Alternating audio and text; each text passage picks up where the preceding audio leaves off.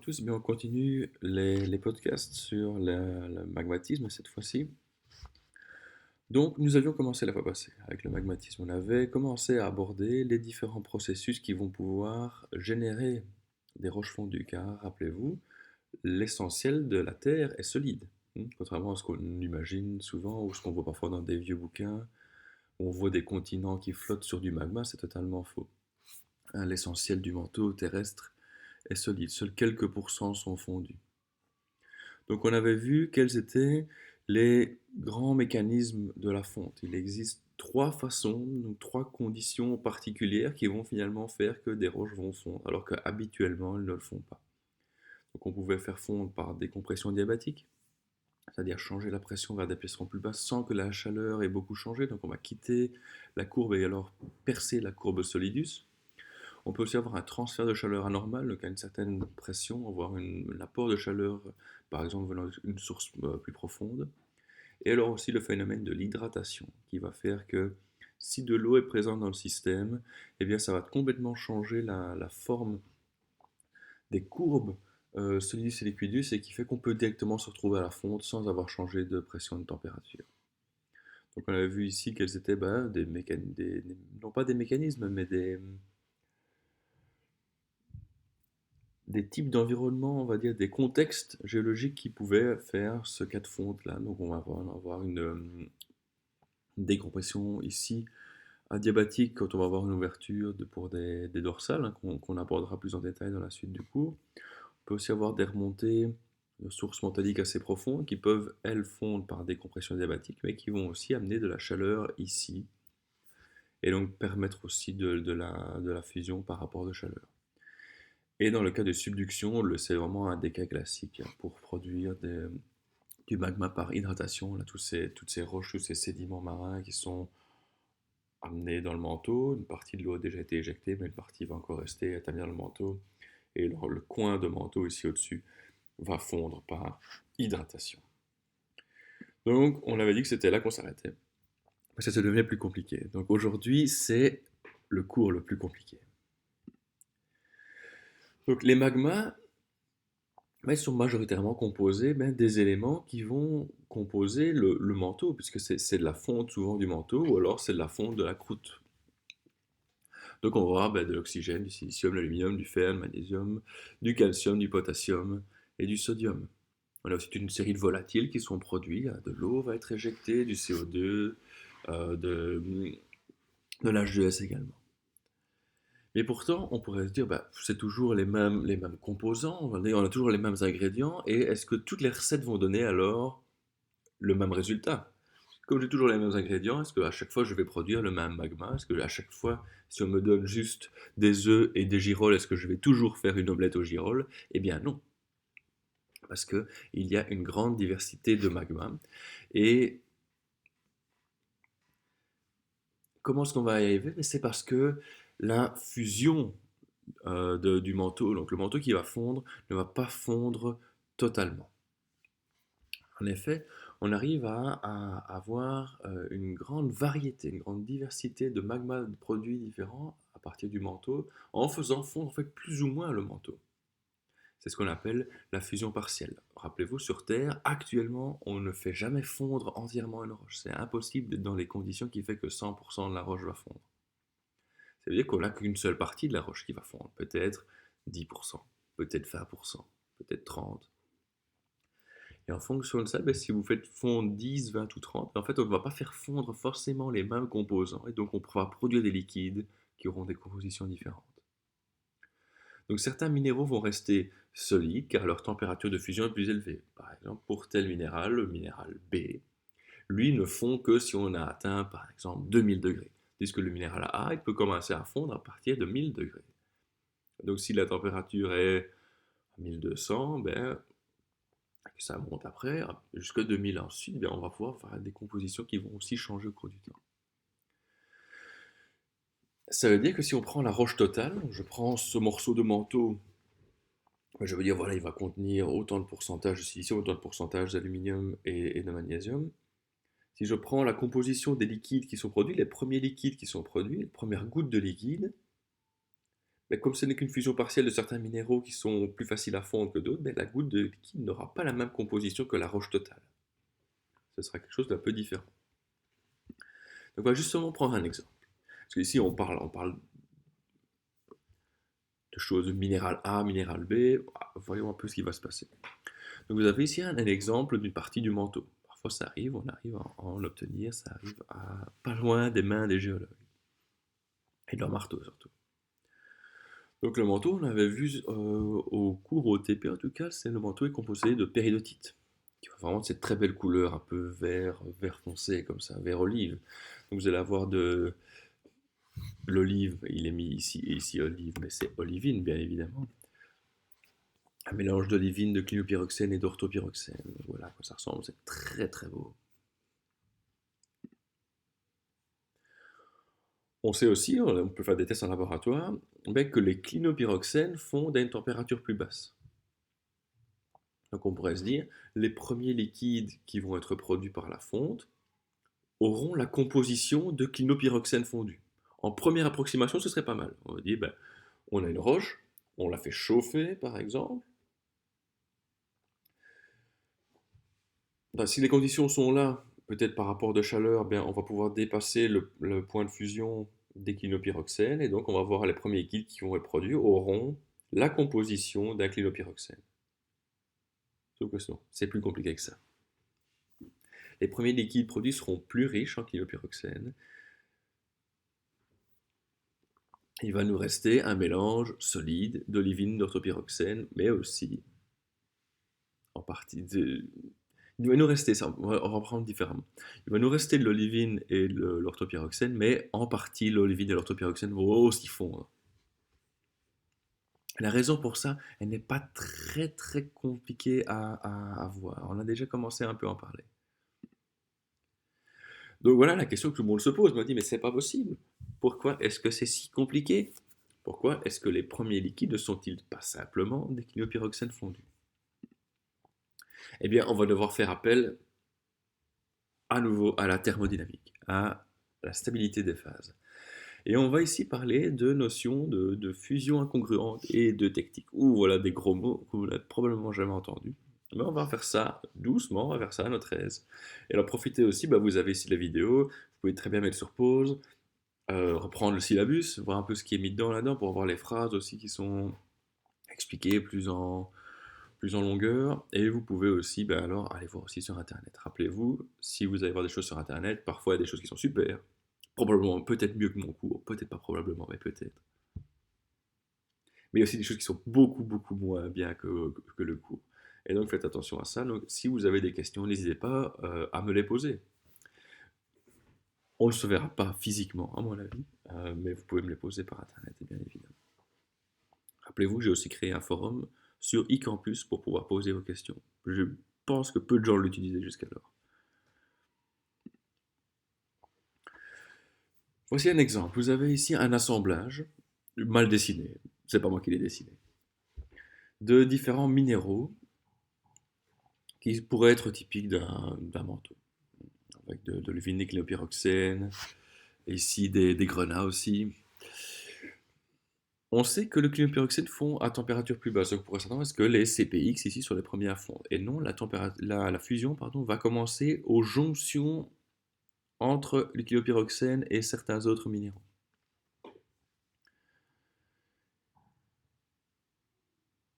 La raison pour ça, on en avait déjà parlé quand on avait parlé du métamorphisme, c'est que les minéraux d'une certaine façon sont racistes. Et donc, il y a une sorte de désordre, si vous voulez, entre si on a des minéraux qui sont jointifs et qui n'ont pas du tout la même composition. Si leur composition est fortement différente, eh bien, l'énergie du système est importante. Et à cette jonction-là, il y a beaucoup de désordre, il y a beaucoup plus d'énergie, donc c'est plus facile de faire fondre cette zone-là. Pour faire vraiment très très simple, on va faire comme ça. Vous voyez que si on passe dans la partie droite du graphique, si on augmente le taux de fusion, eh bien on voit que c'est le long de toutes ces bordures avec d'abord du clinopyroxène qu'on va commencer à avoir de la fonte.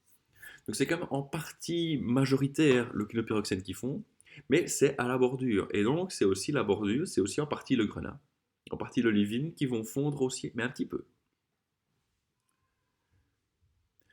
Ce qui est encore plus extraordinaire, et c'est encore un peu plus compliqué, c'est que à cause de cette énergie qui est présente aux jonctions entre les minéraux, eh bien la fonte va commencer à une température plus basse que la fonte normale d'un cléopyroxène seul.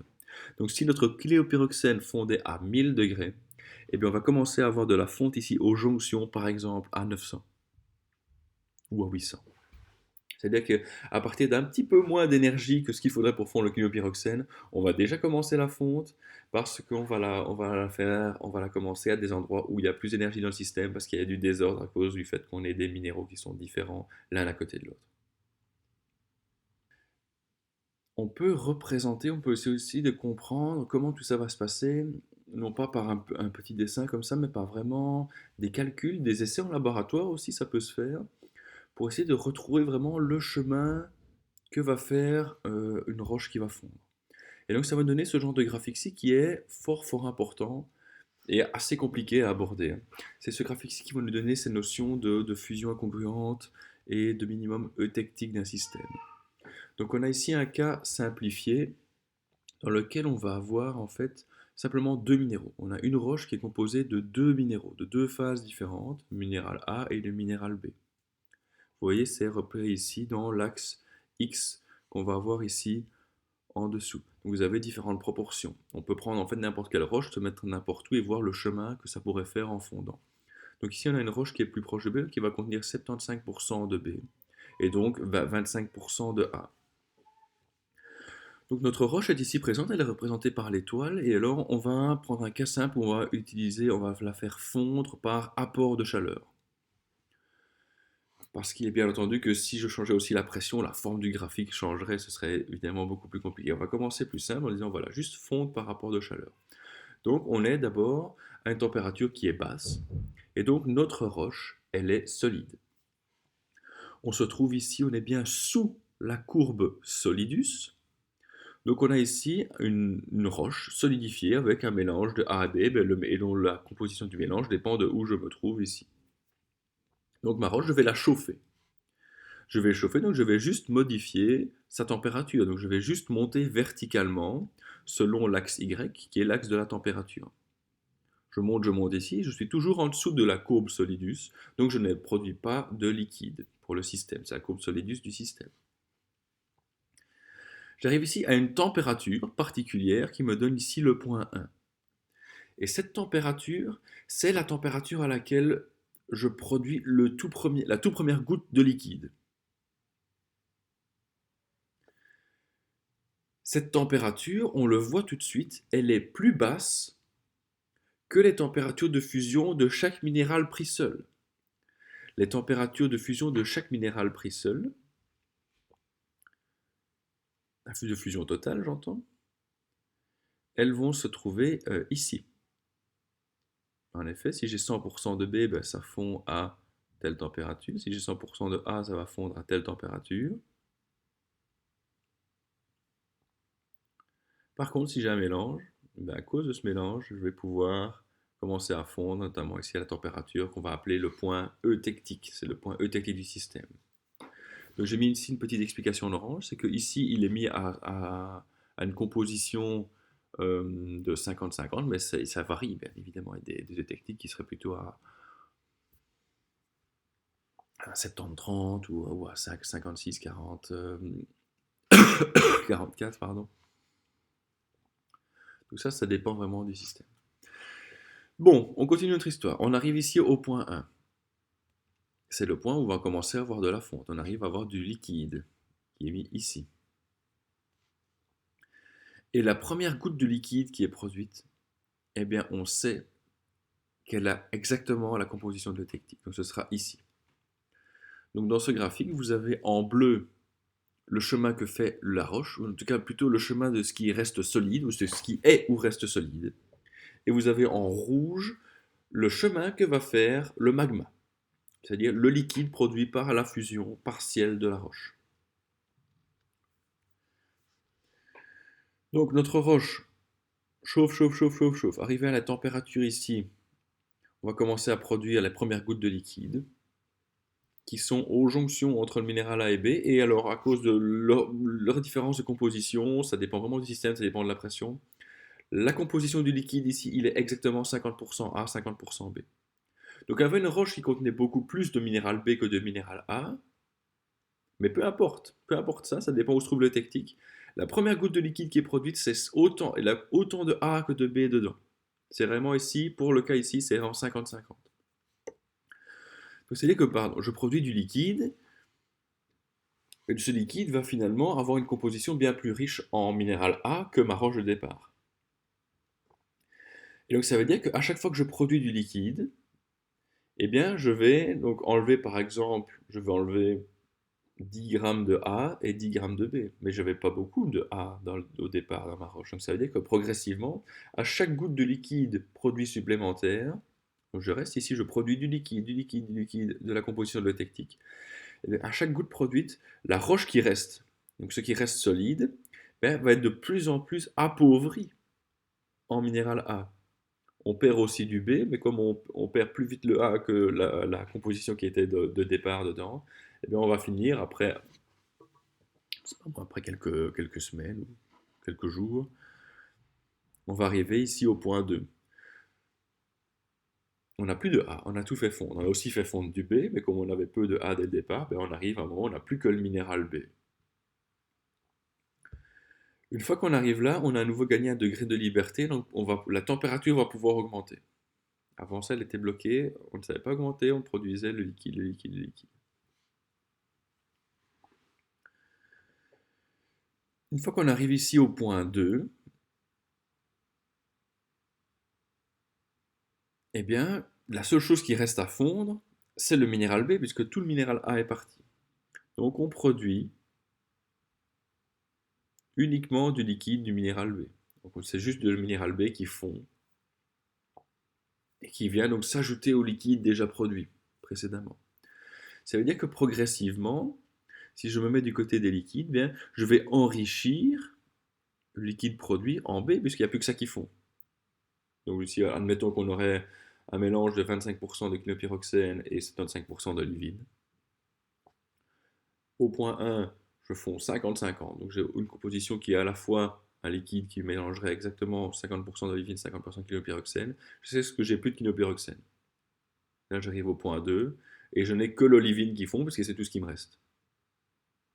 C'est-à-dire que le liquide produit, il était à 50-50 entre les deux, maintenant il s'enrichit progressivement en olivine fondue. Et donc, le chemin que va faire le liquide va suivre comme ça cette courbe. Elle augmente en température, mais en même temps, elle change de composition de plus en plus vers le pôle B.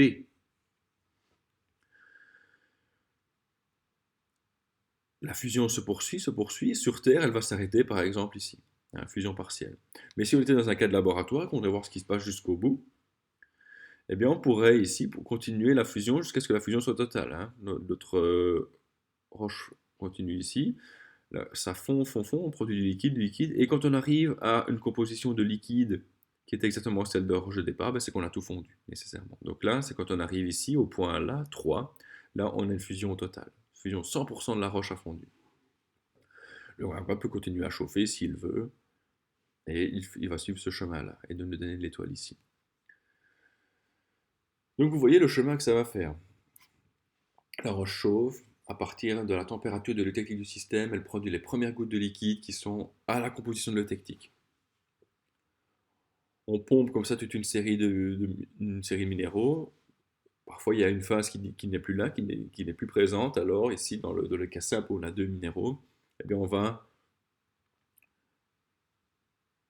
ensuite faire fondre la seule phase qui nous reste. Donc, on progresse comme ça. La roche qui reste progresse vers le pôle B, puis après, elle-même va fondre jusqu'à ce qu'il n'y en ait plus. Et alors là, on a un magma qui est le magma produit à 100% de fusion, a exactement la même composition, évidemment, que la roche de départ. Ça, c'est impossible autrement, évidemment.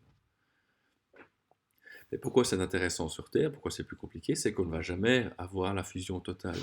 On va arrêter la fusion, par exemple, ici. On va arrêter la fusion ici. Ce qui veut dire que j'avais une roche qui contenait 75% de B et 25% de A.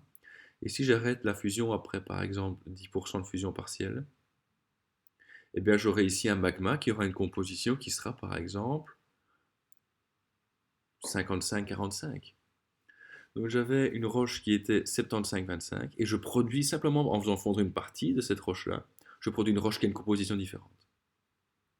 Et donc vous voyez que la même roche de départ, simplement avec des taux plus ou moins importants de fusion partielle, elle va produire en fait des roches qui ont des magmas, on va plutôt commencer comme ça, des magmas qui ont une composition qui peut largement varier. Donc si c'est pour vous expliquer ce que j'ai passé du temps devant ce graphique-là, c'est le technique, c'est vraiment une notion vraiment fort importante. Ça va définir la température et la composition des premiers liquides produits.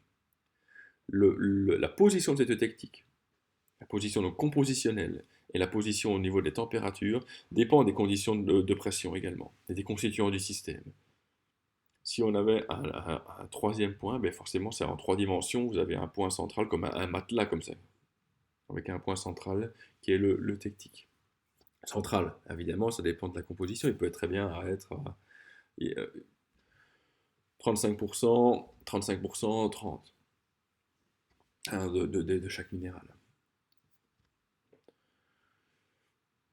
Et donc, comme je vous l'ai dit, ben, cette fusion partielle, le fait qu'on va arrêter en fait la fusion assez vite, après peut-être 1% de fonte, après 2% de fonte, après 15%, après 50% à la rigueur, eh bien, on va avoir ben, toute une série de magmas produits qui ont des compositions différentes et donc ils vont pouvoir donner des roches différentes, in fine.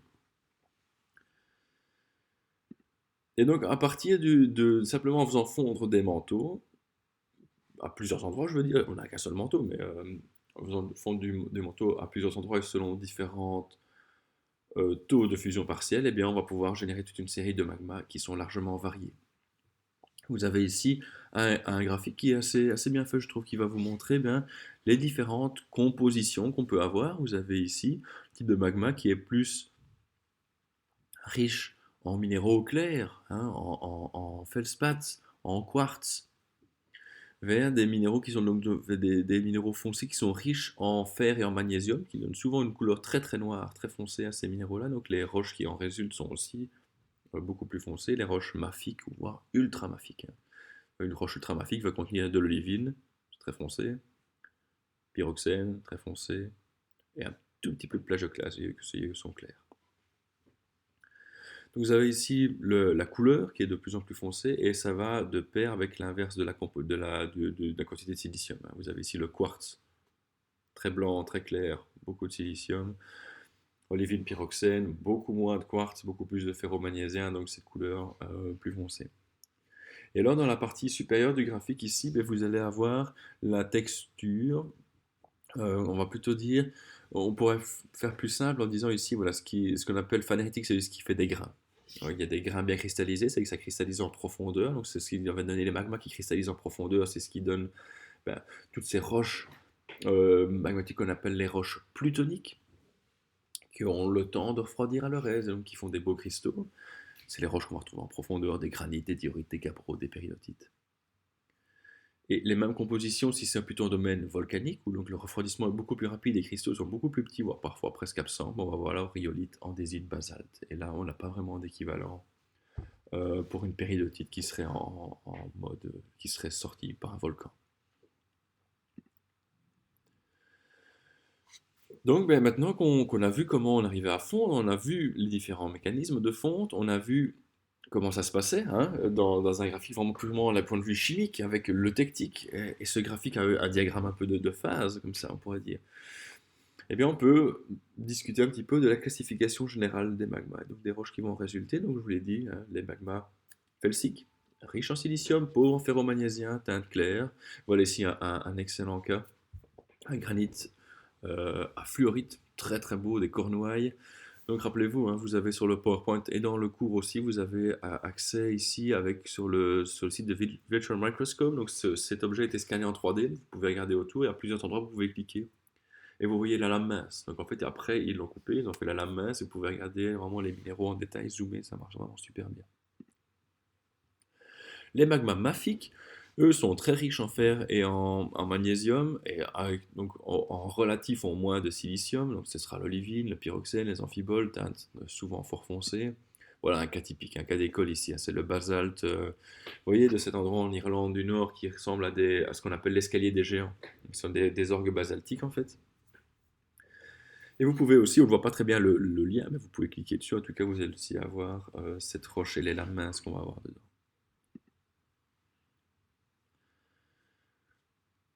Évidemment, pour l'instant, on n'a parlé que des magmas, c'est-à-dire la roche fondue. Mais la roche fondue va devoir solidifier à un moment. Si on veut en avoir une roche dure qu'on peut prendre en main, ce que je vous déconseille largement de prendre du magma ou de la lave en main. Donc maintenant qu'on a abordé et qu'on a terminé les processus de fusion, ben on peut parler des processus de refroidissement et de cristallisation. Et vous allez voir qu'en fait, on va utiliser les mêmes graphiques. Et on va voir, donc de la sorte, on arrive aussi à voir que la façon dont on va cristalliser une roche, et plutôt un peu le temps que ça va prendre, et s'il se passe des choses durant la cristallisation, eh bien, va aussi nous donner l'autre clé pour comprendre la diversité immense des magmas, plutôt des roches magmatiques, on va dire, donc des roches plutoniques et volcaniques qu'on va retrouver sur Terre. Donc, premièrement, on a déjà commencé à l'aborder, on a cette dichotomie, cette dualité entre ce qui va refroidir en profondeur et ce qui va refroidir en surface, hein. C'est ça qui va donner les roches plutoniques ou volcaniques. Ça va faire varier le nombre et la taille des cristaux. Si vous refroidissez à votre aise, vous allez avoir moins de cristaux, mais ils seront plus gros. Et si vous refroidissez très vite, vous allez avoir beaucoup de tout petits cristaux. Encore une fois, hein, ce seront des notions qui seront largement plus développées et expliquées avec plus de détails quand vous serez en deuxième ou troisième bac. Mais commençons comme ça. Voilà ici un cas où on a un refroidissement très rapide qui fait qu'on n'a pas de cristallisation qui va bien se marquer, hein. On va avoir ici une obsidienne. Vous avez sans doute déjà vu, ça ressemble vraiment à du verre cassé. C'est d'ailleurs aussi tranchant que du verre cassé, c'est même peut-être plus tranchant que du verre cassé. Donc c'est une lave de composition rhyolitique qui est solidifiée mais pas cristallisée.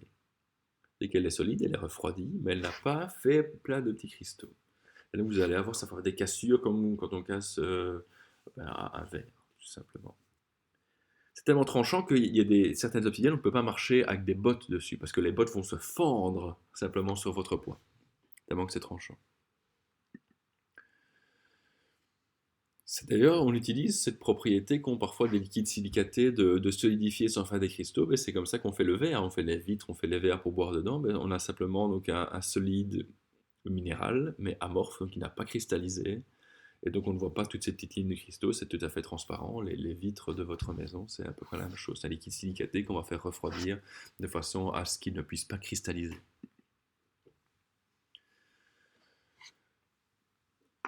Donc ça, ok. Voilà comment on va commencer à comprendre la diversité des roches qu'on va pouvoir avoir par le refroidissement. Vous avez ici une roche qu'on appelle, où on donne une texture porphyrique, c'est-à-dire qu'il va contenir certains cristaux qui sont très très grands et d'autres qui sont tout petits. Donc ça c'est par exemple un cas où on commence à avoir un magma qui va cristalliser vraiment en profondeur, à son aise. Donc il commence à faire des cristaux de grande taille, ils grandissent. Au fur et à mesure qu'on refroidit, on cristallise des grands feldspaths ici. Et alors, ce qui se passe, c'est que si tout cristallise à son aise comme ça, ben, ok, on va avoir des grands cristaux partout. On va avoir finalement une roche solide qui aura la même composition que le magma. Si je prends l'entièreté, je la broie, ben, j'aurai cette composition-là. Mais il peut se passer des choses, hein. Vous savez, la Terre est dynamique. Et donc, on peut très bien avoir un cas ici où ça commence à refroidir et puis il y a des contraintes tectoniques qui font que une partie du liquide avec des cristaux va aller quelque part, va être attirée plus loin, va par exemple pouvoir passer à travers une fracture. Donc les cristaux solides sont pris avec ce liquide qui va alors se retrouver à des températures plus basses, refroidir beaucoup plus vite et alors faire des petits cristaux. Vous allez avoir un mélange de petits cristaux qui ont refroidi plus vite avec des grands cristaux qui avaient refroidi à leur aise et cristallisé mais qui ont été emportés par ce mouvement. Et donc ce qui est important ici, c'est ce qu'on va appeler la cristallisation fractionnée. Et c'est très très facile à comprendre, puisque vous savez bien que si chaque minéral a une température de fusion qui lui est propre, ils font à telle température, l'autre font à telle température, l'autre font à telle température, bien, et l'inverse c'est tout à fait vrai. Si vous avez un magma, une fois que le magma refroidit à, par exemple, 1500 degrés, ben, il est suffisamment froid pour que cristallise tel minéral. Si on refroidit, quand on arrive maintenant à 1000 degrés, eh bien, un autre minéral va aussi cristalliser. C'est suffisamment froid, il passe à l'état solide. Si on arrive à 800, ben c'est le troisième minéral, par exemple, qui va aussi commencer à cristalliser, à venir à l'état solide. Et donc vous allez avoir on appelle ça cette cristallisation fractionnée, ça veut dire qu'au fur et à mesure, on va pouvoir cristalliser différentes phases minérales, mais ça se fait progressivement. C'est en gros souvent l'une après l'autre. Ah, qu'est-ce qu'on retient ici? On reprend le même graphique. Ça c'est bien. Et on va le faire ici dans l'autre sens. Donc nous avons notre magma.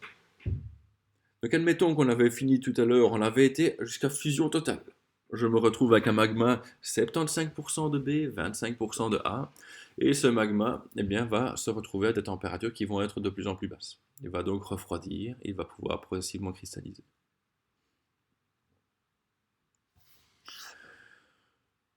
Il refroidit, il refroidit, il refroidit. On est toujours ici, on a dépassé la courbe liquidus, donc on est totalement liquide. Et si on touche la courbe, on va percer la courbe liquidus dans l'autre sens, donc on arrive dans le domaine ici où on a B plus liquide. Donc à partir du moment où on touche ici la courbe là, au point 1, et bien on va commencer à avoir les tout premiers cristaux du minéral B qui vont se former. Sans ici, le liquide est là, il fait le premier cristal, il apparaît ici, il est en bleu, et la composition de B, c'est ce minéral-là qui cristallise en premier. J'avais mon magma, si je cristallise à partir de mon magma, je cristallise un minéral, c'est dès que j'ai soutiré certains éléments. J'ai soutiré telle quantité de silicium, telle quantité d'aluminium. Et donc la composition du liquide restant ben, va aussi évoluer forcément. Elle va suivre la courbe parce qu'elle va perdre les minéraux qui composaient B progressivement. Donc mon magma va suivre ce chemin-ci. Il s'appauvrit en éléments qui vont faire le minéral B puisqu'on cristallise du B. Donc le liquide qui reste est de plus en plus pauvre en ces éléments qui sont nécessaires pour cristalliser B. Donc en faisant de plus en plus de cristaux qui refroidissent aussi, puisque la température continue de baisser ici, jusqu'à arriver à l'eutectique du système. Une fois qu'on est là, on va pouvoir cristalliser du A aussi. Jusqu'à ce que on arrive ici à la composition 3. Là, nécessairement, toute la roche qui est solide ici, qui est présente, ben, elle a la même composition que le magma. Ça veut dire que j'ai tout solidifié. Tout est cristallisé. Donc il y a ici la dernière goutte fait la dernière partie du minéral A qui était nécessaire. Hop, on arrive à la même composition. Et puis après, cette roche-là peut refroidir et donc donner une roche qui a exactement la même composition que le magma de départ. Si tout a refroidi, c'est bien normal.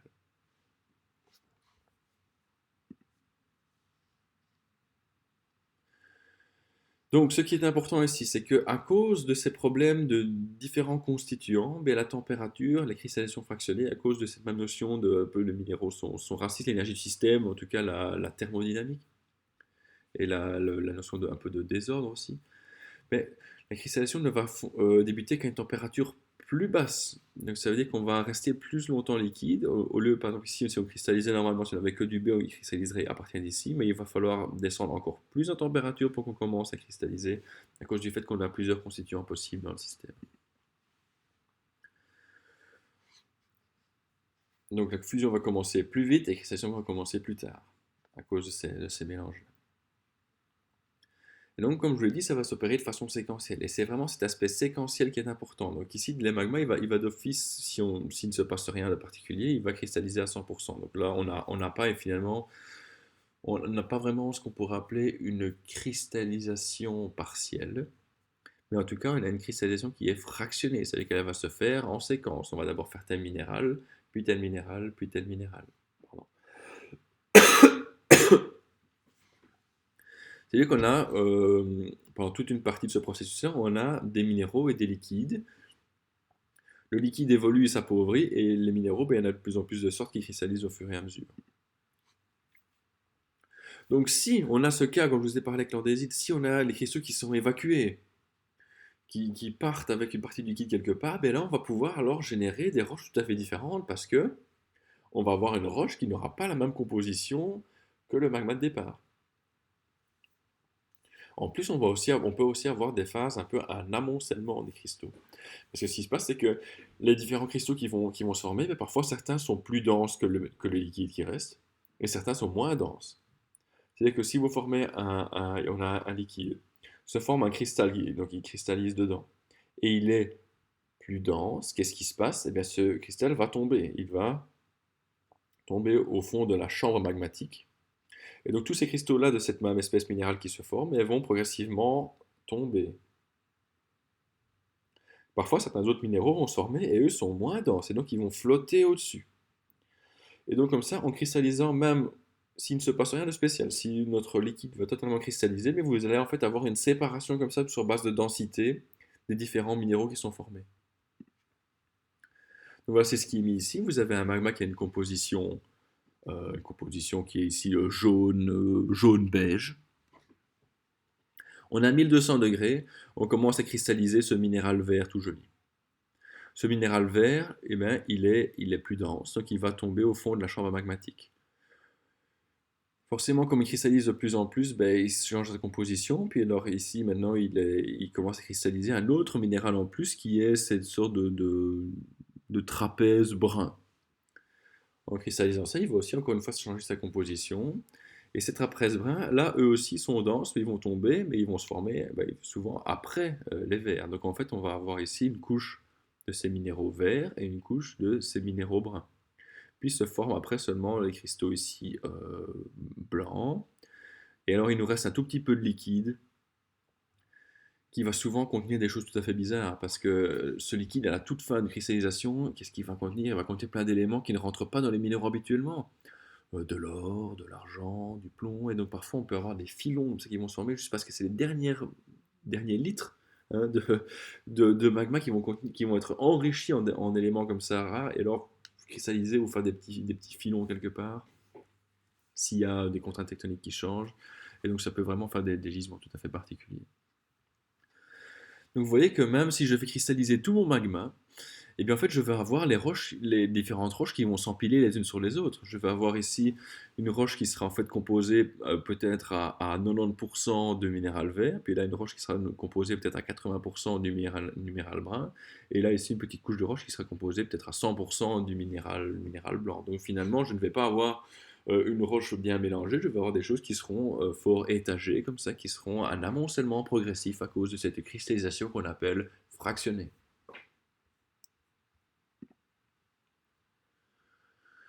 Donc la séquence habituelle, elle va consommer d'abord le fer et le magnésium. Donc on va d'abord former les minéraux ferro-magnésiens avant les minéraux qui seront plus felsiques. Donc par exemple d'abord des olivines, puis les pyroxènes, amphibole, biotite, puis feldspath et quartz. Quartz c'est souvent en dernier parce qu'il n'y a plus rien d'autre. Il reste que du silicium et de l'oxygène, bah, on va faire du quartz, forcément il n'y a plus que ça. Tous les autres minéraux ont été pompés par les jeux de choses.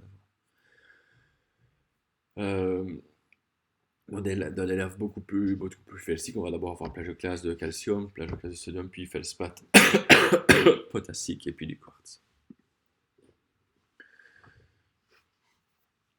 Vous savez que le liquide restant, forcément, il est en constante évolution. Chaque cristal qui se forme, ça change la composition du liquide restant. Et ce liquide devient de plus en plus felsique, vu que vous utilisez essentiellement d'abord le fer et le magnésium pour faire les premiers minéraux qui vont se former. Donc ça veut dire que ce liquide va devenir de plus en plus felsique au cours du temps, c'est ce qu'on appelle la différenciation magmatique. Donc vous avez une chambre magmatique. S'il est en phase de refroidissement, eh bien, le liquide restant devient de plus en plus felsique au cours du temps. Ça, c'est ce phénomène de différenciation magmatique. Ça veut aussi dire que si par exemple vous avez une chambre et que de temps en temps il y a une partie du liquide qui sort pour faire une lave, eh bien, au cours du temps, ces laves seront de plus en plus felsiques. Vu qu'on cristallise aussi peut-être dans la chambre et donc on enlève du fer et du magnésium progressivement.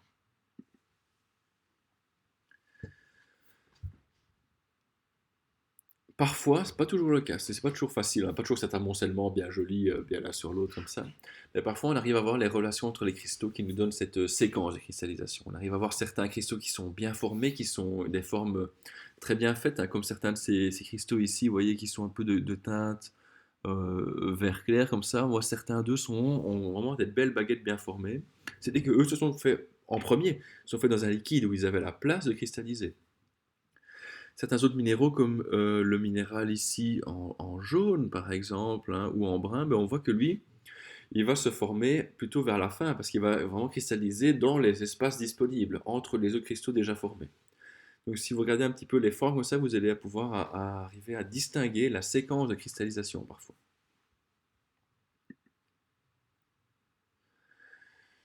Donc, si j'ai une roche qui fond, la façon dont elle va fondre et la quantité de fusion partielle va déjà me donner toute une série de magmas différents. De ces magmas, de chacun de ces magmas possibles, en fonction de ce qui va se passer dans la cristallisation fractionnée, si j'ai des empilements de couches, ou alors si on a des phénomènes tectoniques qui vont faire que certaines parties du liquide à un moment vont partir et cristalliser ailleurs, mais je vais déjà encore avoir encore un large éventail de possibilités pour chacune de ces possibilités de magma produit. Et en plus, je peux avoir d'autres choses. Je peux même avoir des cas où on a des mélanges magmatiques. Donc on avait deux chambres magmatiques, deux magmas produits, qui vont à un moment, peut-être après 100 millions d'années, vont, à cause de mouvements tectoniques, vont se rencontrer. On va avoir deux mélanges qui vont pouvoir, deux magmas qui vont pouvoir cohabiter. Parfois, ils sont immiscibles, c'est-à-dire qu'ils vont faire des bulles de l'un dans l'autre, comme de l'huile dans de l'eau. C'est tout à fait extraordinaire. Parfois pas, ils vont pouvoir se mélanger, donc changer la composition. Ce qui va encore augmenter largement toute la gamme de variétés qu'on va pouvoir avoir de roches magmatiques qui vont se former. Et en plus, on peut aussi avoir des cas on appelle de contamination crustale. Ça veut dire que le magma qui est présent va pouvoir en partie faire fondre la croûte terrestre par exemple, et donc soutirer certains éléments supplémentaires et donc changer sa composition aussi en fonction de ça. Et donc vous allez avoir des magmas qui vont aussi changer. On a la différenciation, mais à un moment, on va avoir un apport supplémentaire crustal, ou à un autre moment, on va avoir un mélange magmatique, ce qui fait qu'on peut encore avoir toute une histoire vraiment très compliquée parfois pour certains magmas. Nouvelle, on a fini le plus dur. C'était la partie la plus difficile du cours, et maintenant c'est fait. Donc c'est bon. On peut s'atteler à des choses plus légères, on va dire ça comme ça. Donc maintenant qu'on a compris, on a décortiqué les phénomènes qui vont produire, cristalliser les magmas, et on peut voir ce qui va se passer justement dans ces deux grands cas de figure. Si ça va se former et cristalliser en profondeur, si ça va se former en profondeur le magma et cristalliser plutôt proche de la surface, alors le volcanisme. Donc commençons avec la profondeur, avec les phénomènes qu'on appelle plutoniques. Donc le magma est en général moins dense, en façon globale plutôt, de façon globale le magma est moins dense que le manteau et donc va se déplacer, parfois aussi à travers donc toute la lithosphère. Donc on va voir ces phénomènes qu'on appelle de mise en place. Comment le magma va venir finalement essayer de remonter, parfois il va s'arrêter, il va s'écraser sur des choses qui n'arrivent pas à percer, etc. Le magma va essayer de remonter par les fractures. Parfois aussi la masse qui est présente arrive à déplacer les roches environnantes. On a vu déjà que ça existait, ce genre de cas de figure, pour la tectonique salifère, avec les dômes de sel, etc. Mais le magma, ça fonctionne un petit peu de la même façon. Donc ici, à certains moments, là, on va avoir le magma qui va aussi rester, il va être par exemple bloqué quelque part, et donc il va former là une chambre de formes variées, et c'est là qu'il va pouvoir, par exemple, si les conditions sont réunies, c'est là qu'il va pouvoir cristalliser à son aise. Donc on parle de chambre pour le magma, la zone où il se trouve, et les roches encaissantes, donc qui vont venir encaisser le magma qui essaie de remonter comme ça, qui vont venir vraiment l'entourer. Donc voilà ici, ces diagrammes-là, on voit ici donc toutes ces parties de magma qui est en rouge, on fait souvent en rouge le magma. On est dans un cas ici où on avait, vous voyez par ces flèches roses, on avait un phénomène d'extension qui a permis cette remontée du magma. On était dans un contexte extensif qui fait qu'on a plein de fractures ouvertes qui vont se former et donc permettre au magma de remonter ainsi facilement. En contexte compressif, c'est beaucoup plus difficile pour un magma de remonter, encore que ça crée des fractures aussi et ça peut marcher. Et donc vous avez ici ce magma qui va aussi, bah, par sa masse, sa quantité, venir aussi faire remonter une partie de la lithosphère. Donc vous avez ici toute une série de fractures qui vont se mettre en place aussi, des choses qui vont coulisser comme ça, des petites fractures, des failles normales qui vont se faire au niveau du point 1. Ce que nous indique le point 3, et là c'est de la contamination crustale. Donc on a des morceaux de la croûte qui vont, de l'encaissant qui vont tomber dans le magma, peut-être rester comme ça, peut-être aussi commencer en partie à fondre et donc contaminer le magma.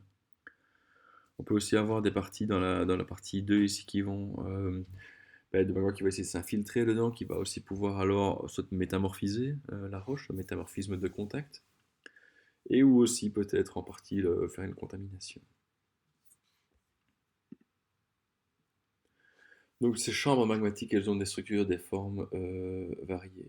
Donc on voit ici, il y a plusieurs façons, évidemment, pour un magma de venir euh, s'implanter, se mettre en place dans les roches qui étaient présentes. Parfois on peut vraiment avoir ce qu'on appelle un batholithe, qui est vraiment une très très grande mise en place, une très très grande chambre assez plate comme ça, qui va peut-être parfois couvrir 100 km², donc c'est vraiment très très grand. C'est de structures qui seront de moins grande taille. Souvent une chambre, un pluton, on va appeler ça, sera de taille plus modeste. Et alors on peut avoir des mises en place qui vont se faire via des volumes plus réduits, qui vont par exemple percer et passer à travers des fractures, comme faire des dikes, donc qui sont vraiment alors là des mises en place assez étroites de magma qui vont être séquentes par rapport aux couches en général. Et on peut aussi avoir des cils là, qui seront donc des mises en place aussi là, selon entre certaines couches par exemple, donc qui sont plus ou moins parallèles à la stratie. Essentiellement, c'est comme ça qu'on va faire cette différence entre dike et cils. Parfois, à certains moments, vous allez avoir certaines parties qui vont savoir remonter jusqu'à la surface, et alors là, on arrive dans les phénomènes volcaniques. Donc voilà ici quelques illustrations donc, de ces différents phénomènes de mise en place. On voit ici un cil, donc on avait des roches sédimentaires avec toute une couche comme ça qui s'est mise en place parallèle à la stratie. Là, on a ici dans les parties ici suivantes, ce sont des dikes. Donc là, on a un dike qui s'est mis comme ça, ça ressemble maintenant à une sorte de mur parce qu'il s'est mis en place oblique ou verticalement par rapport à des couches sédimentaires qui ont été usées, érodées par probablement les phénomènes glaciaires qu'on voit dans le fond. Le dike, la roche magmatique, la roche plutonique est plus solide et donc a mieux résisté à l'érosion. Ici aussi, on a une partie comme ça qui va percer les couches. Là aussi, on les voit bien, elles sont enfoncées. On voit toute une série de dikes qui vont percer les couches, le roche, simplement en fonction des fractures, des zones de faiblesse qui seraient présentes. Là aussi, on voit aussi un dike qui s'est fait lui-même fracturer par la suite. Évidemment, Dyke et Seal ne sont pas des choses tout à fait antinomiques, évidemment, vous pouvez passer de l'un à l'autre. Donc là, c'est vraiment un très très beau cas, malheureusement pas en Belgique, ça c'est sûr. On va avoir Dyke, Seal, Dyke. Donc vous allez simplement avoir le nom qui va changer en fonction de la relation que ça va avoir par rapport à la stratification des roches encaissantes. J'avais déjà commencé à vous en parler, mais ce qu'on appelle des filons, c'est une structure tardive dans la cristallisation. Donc quand on a cristallisé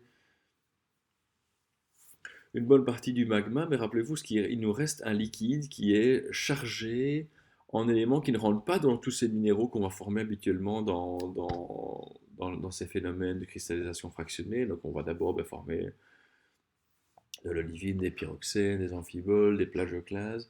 Et ça n'incorpore pas des éléments rares, par exemple, de l'or, de l'argent, ça ne rentre pas trop dedans.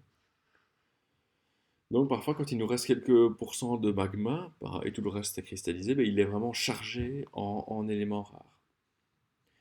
Et donc, ça peut arriver que dans certains cas, en toute fin de cristallisation, on peut avoir une fracturation de la roche encaissante. On a par exemple un contexte légèrement extensif qui se met en place.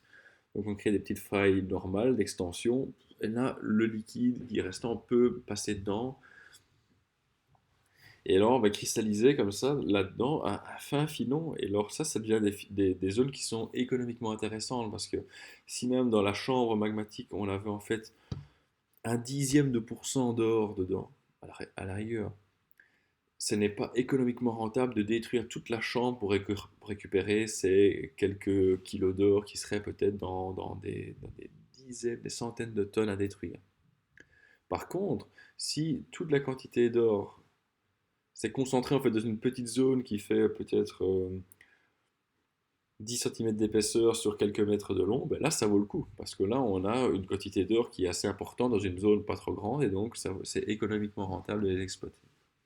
Donc les filons d'or, les gisements de plomb-zinc, ce sont des filons, ça se forme comme ça, et c'est la plupart des gisements qu'on utilise actuellement pour l'or, pour le plomb-zinc, et aussi dans certaines roches bizarres, enfin, mises en place bizarres qu'on appelle les pegmatites aussi, ben là, c'est là qu'on va avoir certains gisements vraiment économiquement importants d'éléments rares. Ok, donc on a fini avec ces phénomènes plutoniques, on peut passer aux phénomènes volcaniques. Donc le volcanisme, c'est la manifestation du magmatisme à la surface. Le magma, quand il arrive à l'extrusion, qui sort à la surface, on appelle ça de la lave. C'est juste une sorte d'autre nom qu'on donne à ce liquide, mais c'est à peu près la même chose. Ça peut remonter, comme on en a parlé dans les phénomènes de mise en place, ben, le long de fissures, de discontinuités, enfin des dikes, des filons, des cils. Et on va avoir toute une série de phénomènes qui sont tout à fait propres au volcanisme parce qu'on se retrouve à faible pression, faible température. Il peut se passer toute une série de choses évidemment. Donc, ce qu'on appelle un volcan. D'abord, définissons ce que c'est. C'est un édifice issu de ces phénomènes proches de la surface. Donc, on va souvent avoir une cheminée, une partie centrale, plus ou moins verticale, avec un cratère au-dessus. Dans certains cas, ce sera une série d'ouvertures, parfois en ligne, qui seront aussi continues. On va retrouver ça à la surface. On va souvent avoir un édifice conique qui est formé par une accumulation de débris. Donc, si vous avez des éruptions, vous avez de la lave, vous avez aussi des explosions avec des poussières, des débris, mais tout ça va s'accumuler et faire un édifice en forme de cône. Et ça, c'est ce qu'on appelle habituellement le volcan. Donc, on va voir après, dans la suite des scènes, on va un peu détailler ça. On a plusieurs édifices en fonction des types de lave, mais on va commencer d'abord comme ça. La chambre du volcan, elle est en profondeur. Donc un volcan est alimenté par une chambre magmatique en profondeur. Et donc ce n'est que périodiquement que via des dikes, eh bien, on va pouvoir remonter, faire remonter, puis des dikes, des cils, et continuer après en dike, on va faire remonter du magma de la chambre jusqu'à la surface pour le faire entrer en éruption, donc avoir alors l'épanchement de lave avec les explosions parfois. Donc la chambre est en profondeur, et parfois la chambre est très très très très loin. Donc certains volcans ont leur source de magma qui est très profonde. Par exemple, pour le Vésuve, c'est pas très profond, c'est 5,5 km. Beaucoup de volcans qui sont liés à de la tectonique comme ça, ce sera pas très profond. Par contre, quand on va avoir du volcanisme en plein milieu d'une plaque, comme à Hawaï par exemple, mais là, la chambre est très très très profonde, elle va de 50 km à peut-être même des centaines de kilomètres en profondeur. Et donc, ce sont des choses tout à fait particulières, avec des compositions aussi différentes, puisque ça peut se former à des conditions de pression de température différentes. Donc voilà ici, une photo qui est pratique. En fait, j'étais sur l'île de Madère, on avait pris un bateau pour aller sur l'île de Porto Santo, juste au nord-est. Et donc c'était super parce que la mer a fait le travail que je voulais. C'est que la mer, en fait, a détruit plusieurs des volcans qu'on va trouver sur l'île de Madère, qui est une île volcanique. Et donc là, on passait devant un de ces volcans qui est super parce qu'il s'est vraiment fait couper en deux. Donc là, la mer, les vagues, etc. Je suis arrivé au moment là où il est vraiment tranché en deux. Donc vous avez vraiment une coupe à travers un volcan. On voit ici une petite partie, si pas de la chambre, de dikes et de cils qui sont vraiment très très proches de la cheminée. Avec ici la cheminée qui est bien visible, comme ça ici on voit les parties bien cristallisées, bien minéralisées, plus solides. Et sur le bord, vous allez voir toute une série de débris stratifiés qui nous donnent un cône volcanique tout autour, et ça donne un volcan. Donc l'activité d'un volcan, elle est discontinue. La période de repos, dans laquelle donc, on n'a pas forcément de magma qui va sortir, et on a des émissions de fumerolles, avec des gaz qui sont là échappés plus ou moins en continu. Là, c'est sur le Vulcano, en Sicile, vous avez tout le sol est jaune et il ne faut pas trop respirer parce que c'est plein de soufre. Il y a du soufre qui cristallise en sortant comme ça, qui va faire du soufre natif sur le tout proche du cratère. Donc aussi de l'HGS, de l'eau, juste de l'hydrogène, du CO2, du CH4. Cette période de repos, elle peut durer de quelques minutes. Certains volcans, en fait, vont entrer en éruption toutes les quelques minutes. C'est-à-dire que la phase de repos, mais elle dure aussi quelques minutes. Parfois, c'est des milliers, des dizaines de milliers d'années aussi, cette phase de repos, puis seulement après 20 000 ans, on a à nouveau une éruption. Voilà, ici vous avez ces dépôts de soufre sur le Vulcano. Et les périodes d'éruption ne durent pas très longtemps, hein, ça veut dire quelques minutes à quelques jours maximum. Il y aura des cas particuliers que vous verrez aussi quand vous serez en deuxième année, si vous allez en deuxième ou en troisième en Eiffel. Vous pouvez avoir des geysers, pardon, donc c'est des remontées d'eau on appelle thermominérale.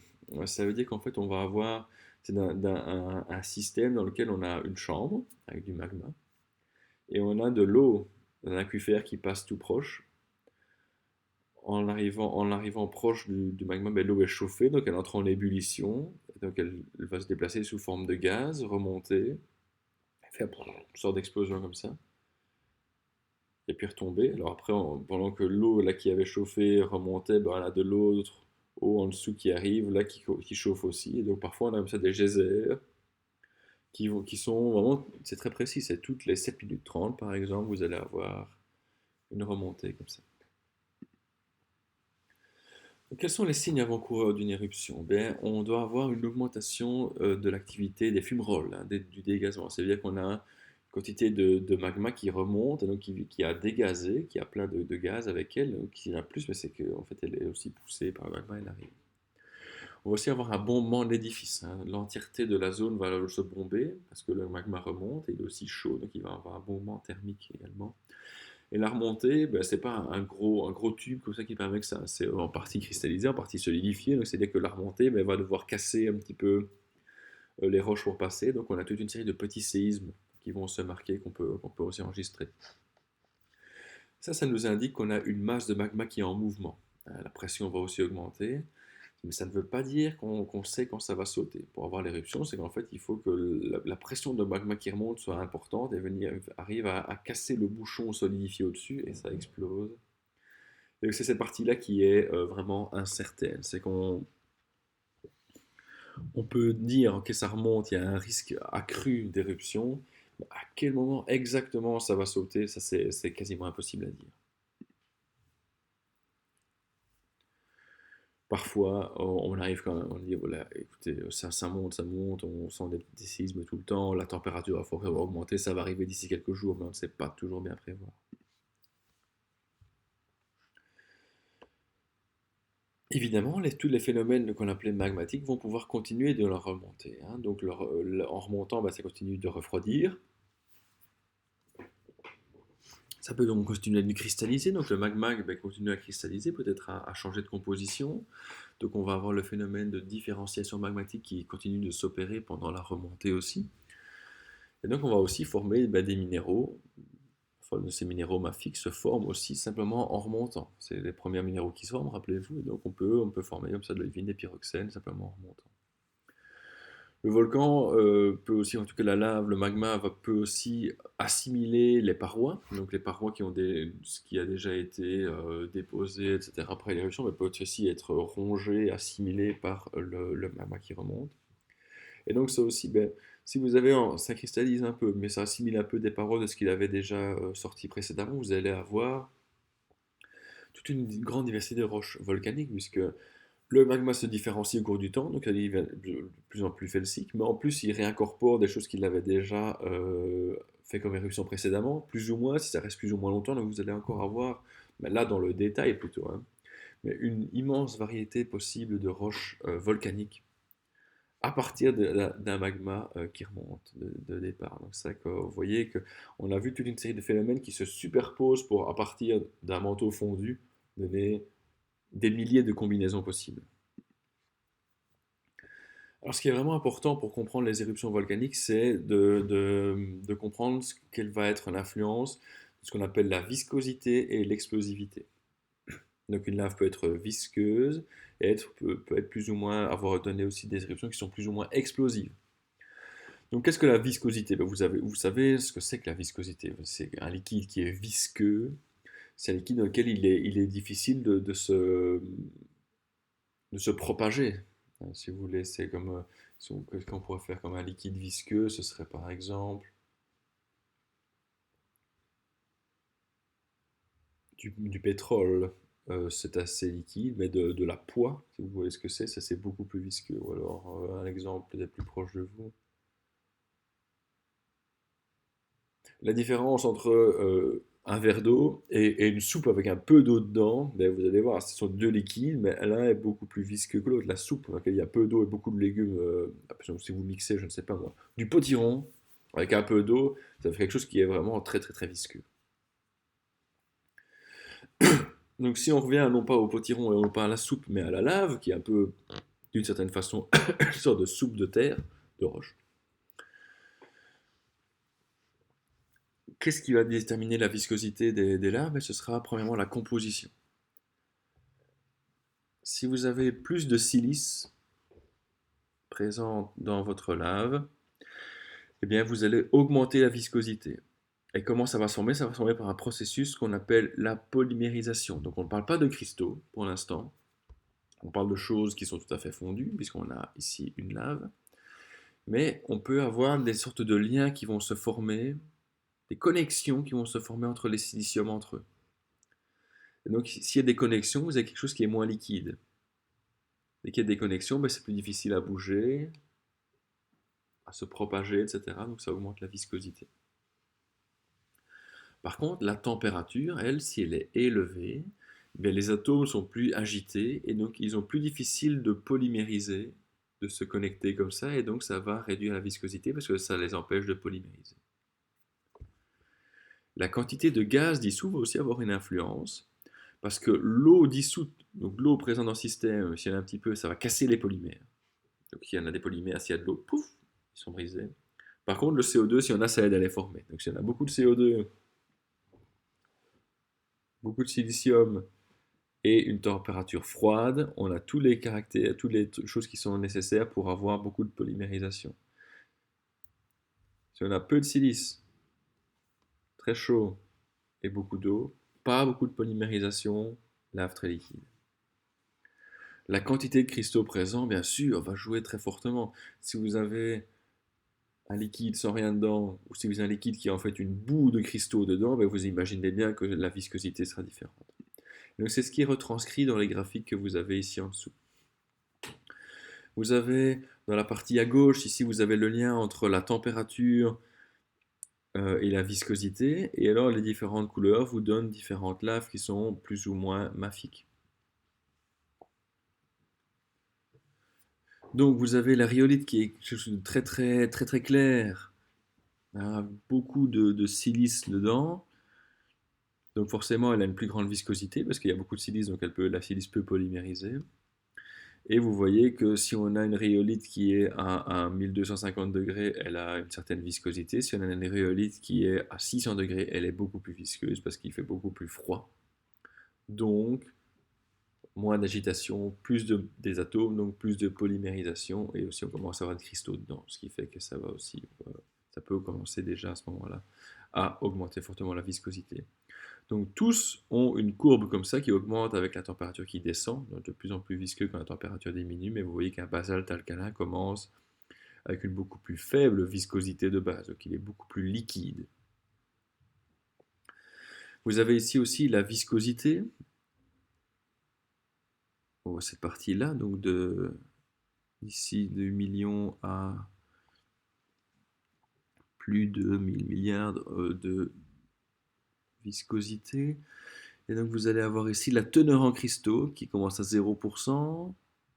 Et à partir de entre 40 et 60, 40 et 60% de teneur en cristaux, vous avez la viscosité qui augmente très très fort. Donc c'est vraiment, c'est le passage se fait là, le point d'inflexion est ici vers 50% de teneur en cristaux.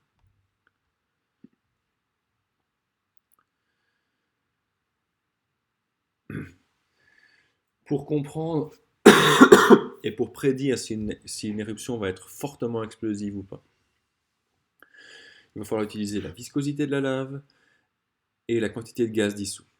Ça, ce sont vraiment les deux facteurs principaux qui vont nous expliquer, nous permettre de prévoir à quel point une éruption va être plus ou moins catastrophique. S'il y a beaucoup de gaz, ça va aussi exploser parce que le gaz, on peut le comprimer. Un liquide est incompressible, on ne peut pas comprimer de l'eau. Par contre, un gaz, on peut le comprimer.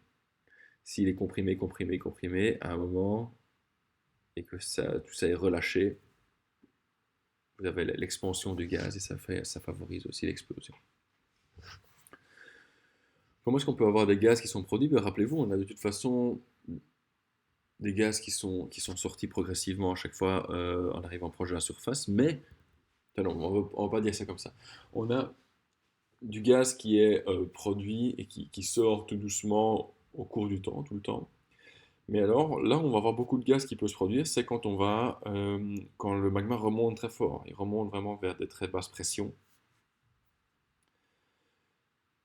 Ce changement de pression fait qu'on a le gaz qui va avoir, on appelle ça une exsolution. Donc les bulles de gaz vont se former dans le magma et alors vont remonter. Donc voilà ici un graphique qui va vous montrer différents. On a ici une chambre avec un magma et alors vous voyez on va avoir le magma qui est en rose et le gaz qui est en vert. Donc vous voyez qu'ici on a la chambre et donc le magma va remonter à partir d'un certain seuil ici, il commence à avoir l'exsolution. Donc on a passé la saturation, la pression plus faible nous permet d'avoir des bulles de gaz qui vont se former. C'est comme vous avez une bouteille d'eau pétillante. Vous ne voyez pas de bulle dedans. Quand vous venez de l'acheter, on ne voit aucune bulle dedans. Pourquoi? Parce qu'en fait, il y a eu, quand elle était mise dans la bouteille, puis on a refermé, et du gaz qui est sorti, qui a rempli tout l'air qui était disponible. Et c'est du gaz qui est sous pression, parce que ça a remonté, puis après, la pression est telle, on n'arrive plus à avoir le gaz qui entre en exsolution. Si vous ouvrez le bouchon, qu'est-ce qui se passe? La pression là diminue, et toutes les bulles se forment dans la bouteille. C'est exactement la même façon qui se passe pour le magma. Quand vous revenez à des pressions plus basses, on arrive à un moment où les bulles peuvent se former.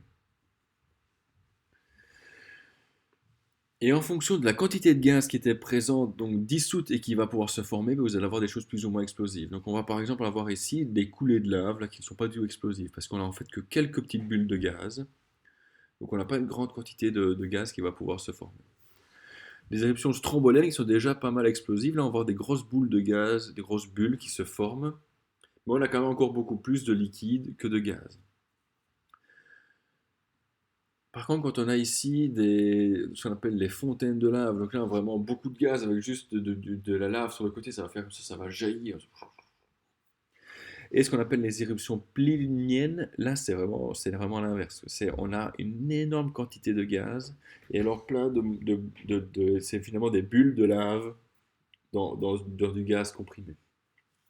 La quantité de gaz est tellement importante que ça se comprime quand ça remonte. Il y a le magma qui pousse en dessous, puis tout le gaz qui se comprime, et puis alors quand ça explose, là c'est vraiment extraordinaire. Donc si on combine un petit peu la chimie des laves et l'explosivité, on arrive à reconnaître 7 grands types d'éruptions volcaniques, qui ont aussi, je vous ai classé, de plus en plus explosifs. Hawaïen, à l'aise, pas très explosif. Strombolien, vulcanien, plinien, péléen, là ça commence à devenir extrêmement explosif.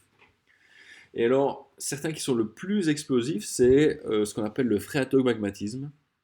Parce que là, il faut faire intervenir de l'eau. Là, on ne va pas utiliser forcément le gaz qui est présent dans la lave, mais il y a un aquifère qui est présent. Et donc, c'est l'aquifère entier qui va servir de source de gaz, puisque toute l'eau va bouillir. Et là, ça peut faire des explosions immenses. Si on fait intervenir l'eau, on peut aussi avoir des coulées sous-marines, mais là, il y a tellement d'eau que de toute façon, ça ne va pas exploser des masses. Mais en tout cas, phréatomagmatisme, là, c'est vraiment très fort.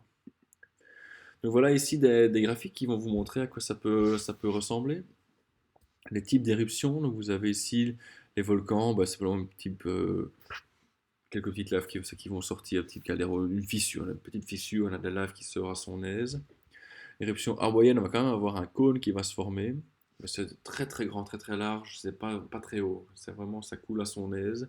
Ce sont des laves assez liquides. Dès qu'on commence à avoir des explosions plus marquées avec des poussières, des débris, ben là on va pouvoir accumuler des jolis cônes volcaniques, donc qui sont plus hauts et beaucoup moins larges.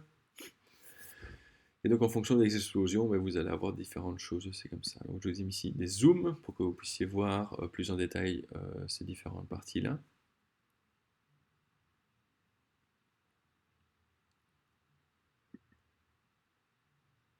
Et donc on va les passer en revue avec le plus gentil, mais peut-être le plus beau, parce que c'est là qu'on a les plus belles les plus vidéos actuellement. Forcément, c'est le volcanisme hawaïen, avec sur des laves très liquides, donc très peu visqueuses. Ça veut dire qu'elles sont pauvres en silice, riches en ferromagnésiens et assez chaudes. Donc ce sont des basaltes, des laves basaltiques chaudes, donc elles sont très fluides. Vous allez voir, hein, quand je dis fluide, vous allez voir à quel point ça reste de la lave hein, qui est en train de cristalliser. Donc c'est pas non plus comme de l'eau qu'on verse sur Hawaï. Quoi qu'il en soit, c'est suffisamment peu visqueux pour ne pas avoir d'explosion. C'est peu visqueux, donc on a le dégazage qui est progressif. On ne va pas accumuler du gaz qui va pouvoir se comprimer dans un édifice et donc on ne va pas avoir d'explosion. Ça nous donne donc une lave très, très liquide, sans explosion, mais on va avoir des très grands édifices. Donc ça va vraiment couler l'un sur l'autre comme ça et faire vraiment presque comme des crêpes l'une sur l'autre. Ça va faire un édifice qui est quand même conique, hein, mais très très très très large. C'est ce qu'on appelle les volcans boucliers. Ça ressemble vraiment à un bouclier qui vont faire 10 000 km² ou parfois des choses immenses dans ce qu'on appelle les trappes. Hein, des centaines de milliers de kilomètres carrés. Ça, c'est arrivé que quelques fois dans l'histoire de la Terre, ça provoquait souvent des extinctions de masse. Donc voilà ce qu'on peut voir sur Hawaï. Avec ces laves, ici, des laves cordées, on appelle ça, qui vont faire qui vont faire des lignes comme ça. Ces mondes, ce sont effectivement assez liquides. Là, vous avez la lave qui progresse et vous avez un schéma ici à côté de vous montrer comment ça se passe en fait. Donc la partie supérieure de la lave, elle commence à solidifier et à cristalliser, elle devient froide, elle devient toute noire. Et alors ça roule comme ça dessus. Et alors la partie au centre, elle est toujours assez liquide. Et alors ça roule, ça fait comme une sorte comme un char comme ça. Un tank plutôt.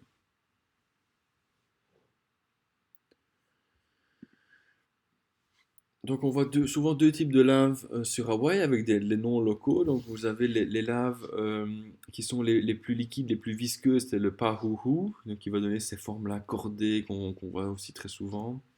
Et alors des parties plus solides, plus visqueuses, c'est ce qu'on appelle le AA, qui va parfois venir au-dessus, etc. Donc voilà, ici vous avez toute une partie de pahuhu qui s'est formée. Et vous avez en dessous, si on voit encore là le passage avec de la lave. Donc vous avez ici une partie qui s'est solidifiée et en dessous de ça, vous avez encore plein de lave qui passe vers une sorte de rivière de lave par en dessous. J'adore cette image. Donc voilà à quoi va ressembler le volcanisme hawaïen. Ça vous montre ici à quel point c'est un volcan qui est très très très évasé, qui ressemble à un bouclier. Regardez comment c'est grand par rapport à ici d'autres volcans, hein, comme le mont Rainier à Washington, le Lassen Peak en Californie, le Cinder Cone en Arizona. C'est pourtant fort impressionnant quand on y va, mais ça c'est minuscule par rapport aux volcans boucliers qu'on va trouver par exemple à Hawaï. Alors, si vous voulez voir quelque chose de tout à fait beau et de très zen à voir, c'est regarder ces vidéos là sur les éruptions du plus grand volcan d'Hawaï qui s'appelle Kilauea, qui était filmé par l'USGS. C'est vraiment fantastiquement beau. Si on passe dans les volcans qui sont plus restreints, plus explosifs, on arrive avec le strombolien, donc qui a des émissions continues. On va faire un stratovolcan, donc on a du gaz qui sort progressivement, qui ne va pas s'accumuler et exploser. Donc on a de temps en temps des laves qui remontent et c'est interstratifié avec les débris qui sont projetés avec les émissions. Ça fait des petites explosions comme ça fait des poussières, des débris qui tombent, puis on a de temps en temps des laves qui viennent se recouvrir, donc ça fait un bel édifice qui est stratifié. Donc, le strombolien, bah, c'est tiré du volcan Les Stromboli en Sicile, quoi, qui prend ici cette forme-là, qui va sauter de temps en temps. Donc, on voit ici, bah, il y a des émissions, c'est en continu. Par contre, il n'y a pas souvent des laves, donc il y a des gens qui vivent dessus. Pourquoi les gens vivent souvent sur les volcans? C'est parce que les laves et les débris sont extrêmement fertiles. Les plantes ont très très très facile de venir sur les volcans parce que ça contient absolument tous les minéraux dont elles ont besoin. Donc on sait faire pousser plein de choses sur les volcans, donc les gens sont toujours attirés par venir faire des cultures au moins et avoir le jardin au pied des volcans. Donc voilà ici un schéma d'un volcan strombolien. Donc vous avez la partie ici, le conduit d'alimentation, donc la cheminée avec toute la partie ici du stratovolcan, avec les différentes parties qui vont composer les différentes strates. Parfois, ça arrive de temps en temps que le magma va emprunter un autre chemin, va passer à faire un dike ou des cils à travers les couches de son propre cône et pouvoir faire des cônes supplémentaires, qu'on appelle un cône inventif, ou simplement des coulées, comme ça si ça arrive avec une pente assez faible. Vous avez ici le chemin que vont faire les éjecteurs, on appelle ça, dans toutes les parties solides, les poussières, etc. Enfin, des plis de cendres. Le vulcanien, là, ce sont des laves qui sont beaucoup plus visqueuses, puisqu'on parle ici de laves rhyolithiques, donc qui sont très très très felsiques. Donc on a beaucoup de projections, parce qu'on a beaucoup de... Les laves sont assez visqueuses, et donc ça veut dire qu'elles bougent pas facilement, hein. On va quand même pas avoir trop souvent des laves, mais en tout cas on peut quand même avoir du gaz qui de temps en temps sort, etc.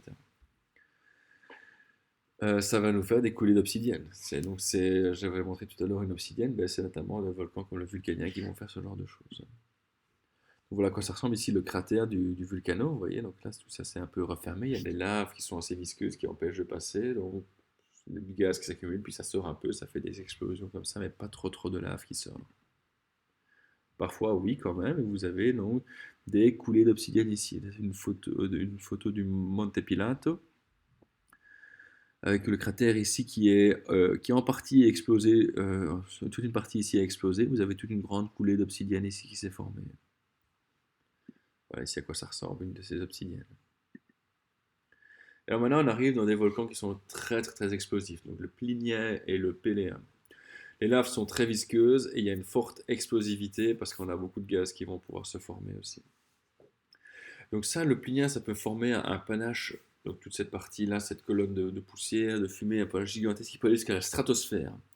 Donc l'éruption du Vésuve en 79 et le Pinatubo plus proche de nous en 91, c'était des éruptions pliniennes.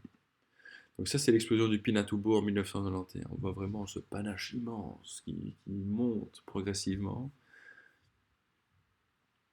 Tellement de poussière que les avions étaient au sol, bien sûr, ils sont même tombés parce qu'il y avait trop de poussière sur les ailes et les ailes arrière. Tellement le poids des poussières était important que ça a détruit tous les avions dans le coin. Et vous voyez comment était le paysage, il y a des poussières partout, c'était comme si c'était la nuit, le crépuscule pendant des jours.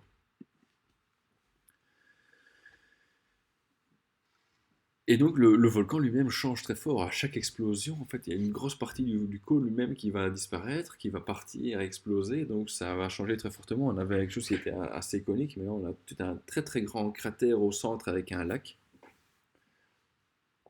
après l'éruption. Mais le plus extraordinaire, je trouve, ce sont les volcans péléens. Donc les laves sont vraiment très visqueuses, et c'est aussi très très explosives. Il y a beaucoup de gaz et on va avoir des coulées pyroclastiques.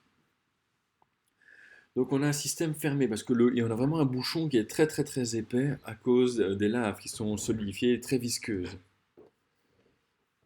Donc les laves remontent, le gaz qui se forme très très comprimé. Il y a un gros bouchon qui empêche tout ça de passer, donc c'est vraiment scellé. Et quand le gaz a trop forte pression, il arrive à craquer et à exploser le bouchon. Alors là c'est cette quantité immense de gaz qui était sous pression qui va sortir. Euh, on peut avoir aussi des coulées pyroclastiques. Donc en fait, ça c'est un drôle de phénomène. C'est un peu comme on avait vu les turbidites. Rappelez-vous, en fait c'est les poussières, le gaz et les débris qui sont fluidifiés, donc sous la pression qui est présente et la température. Ça va vraiment monter comme ça, puis redescendre sur les flancs du volcan très très vite. Ça va super vite parce que c'est comme sur un coussin d'air. Le gaz est sous pression et va faire dévaler ça très vite.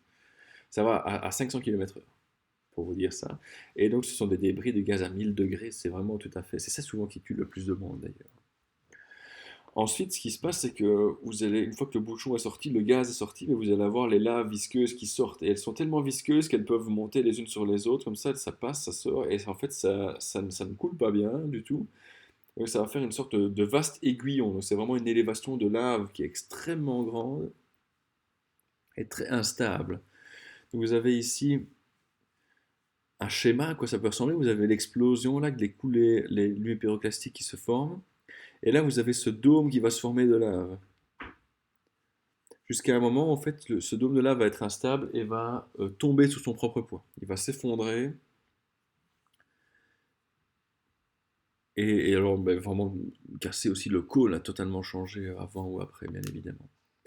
Donc là, vous avez une vidéo de l'éruption du volcan Colima en 2015. Là, vous voyez très bien les coulées pyroclastiques. Vous allez voir, ça va sauter, puis ça va des choses qui vont vraiment dévaler les pentes très très vite. Ça, c'est les coulées pyroclastiques.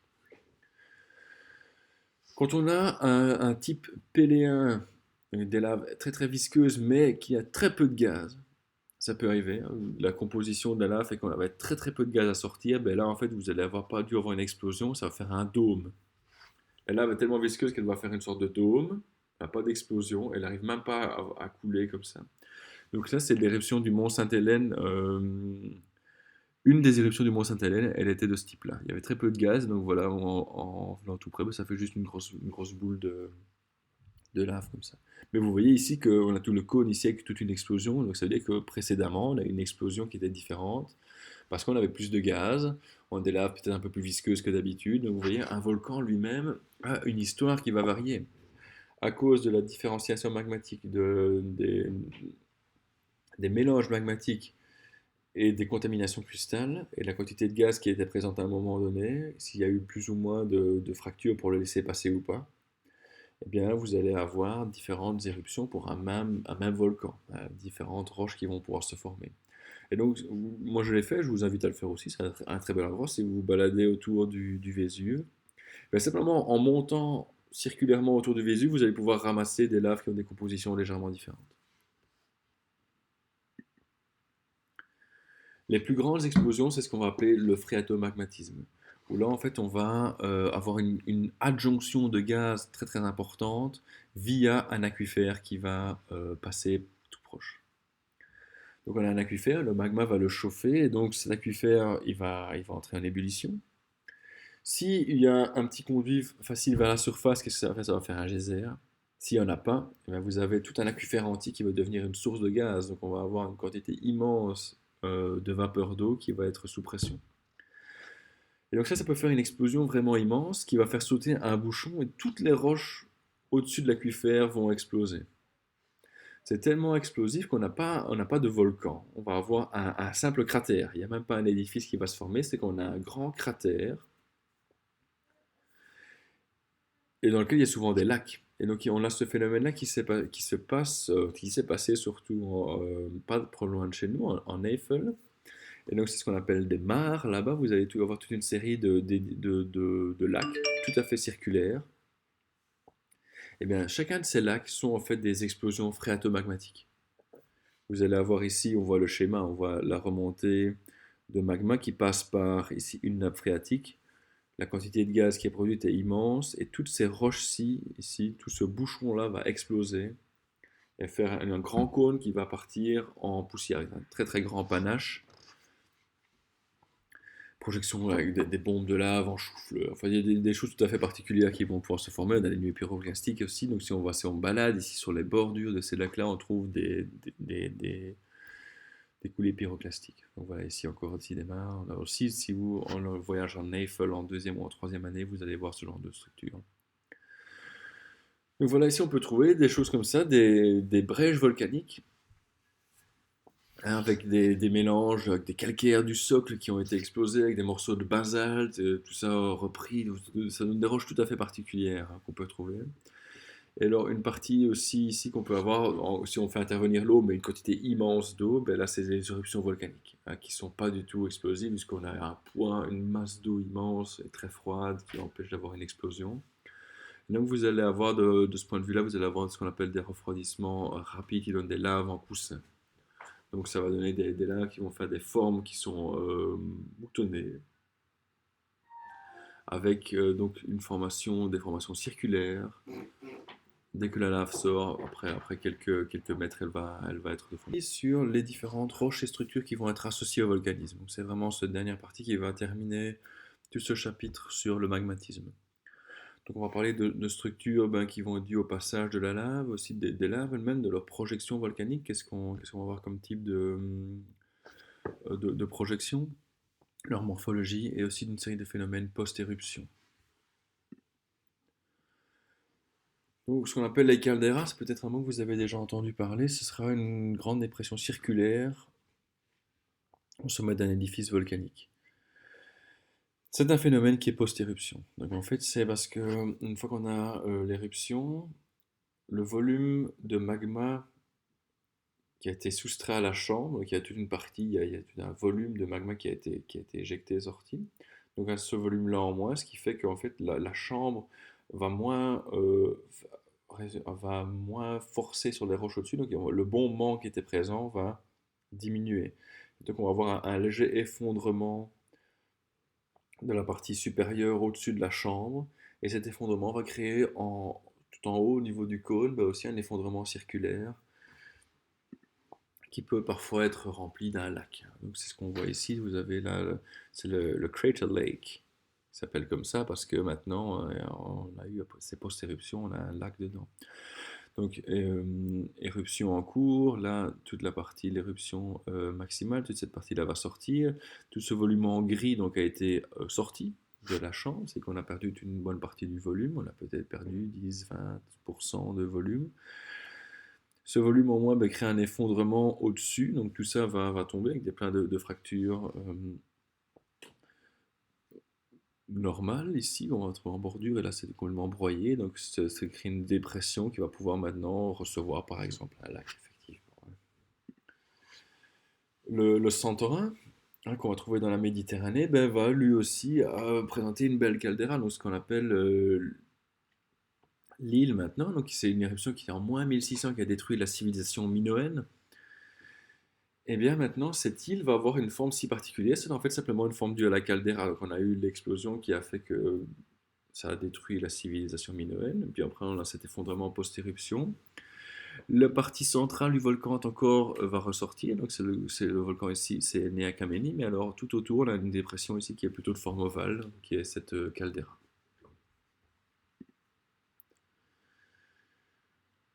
On peut aussi avoir, grâce à l'érosion différentielle, on avait commencé à le voir déjà quand on avait montré certaines images pour les dikes et les cils, eh bien l'érosion différentielle peut aussi nous révéler, parfois a posteriori, quels ont été les chemins qui ont été empruntés par la lave. Donc une fois qu'on va avoir, ici c'est vraiment le cas typique des États-Unis, hein, où vous avez des plateaux comme ça, les mesas. Une bonne partie de tout ça va se faire éroder. Vous allez avoir juste les parties centrales des volcans, parfois juste les cheminées, parfois les cheminées, les dikes qui vont rester.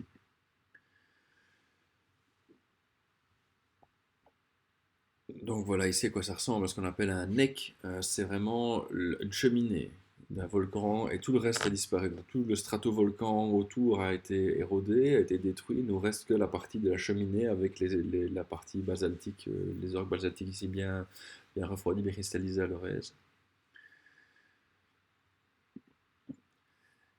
Et c'est notamment là-dedans qu'on va trouver des gisements de diamants, pardon. Donc je vais vous en montrer une ou deux images après. C'est parfois certains volcans ont leur source, leur chambre qui est très très profonde, tellement profonde qu'en remontant, ça arrache les diamants qui sont parfois en grande quantité, enfin, relativement grande quantité dans certaines parties du manteau terrestre.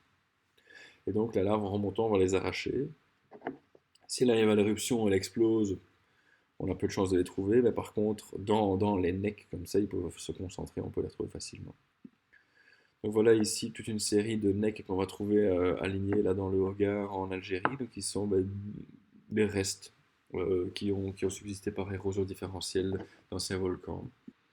Voilà ici un neck très connu en Afrique du Sud qui est rempli de diamants. C'est un neck de lave particulière qu'on appelle les kimberlites, qui viennent de sources très très très profondes. Et donc, on va voir des diamants dedans, dans le neck. Donc, c'est vraiment parce que le volcan a disparu par érosion différentielle, Ces très anciennes laves maintenant sont facilement accessibles, on peut les exploiter aussi économiquement et aller chercher les diamants qu'il y a à l'intérieur. On peut aussi, ben, évidemment, si on arrive à avoir une érosion différentielle qui va nous montrer les necks, on peut aussi avoir une érosion différentielle qui va nous révéler les cils et les dikes, hein, par érosion différentielle. Donc là, c'est des photos que j'avais prises à Madère aussi. C'est le sommet du Portugal, en fait, à cet endroit-là, à Madère, c'est au Pico de Arriero. Et vous allez avoir ici des fantastiques dikes, hein, qui vont remonter comme ça à travers les couches, là, qui sont des couches volcano-sédimentaires, d'ailleurs. Évidemment, un des restes qu'on va voir aussi, ben, évidemment, ce seront les laves. On va en avoir plein de laves en fonction des types d'éruptions, hein. Si on est dans les éruptions type arboyenne, dans certaines parties de la Sicile, on va aussi en avoir vraiment beaucoup. Donc ce seront consolidés, on va avoir des grains fins souvent, puisque le refroidissement est rapide, donc on ne peut pas avoir des gros cristaux qui vont se former. Parfois, pas. On ne va pas avoir de cristallisation, on ne va pas avoir de grains, rappelez-vous, comme les coulées d'obsidienne. Voilà à quoi ça peut ressembler. Vous avez ici une maison cuite par de la lave.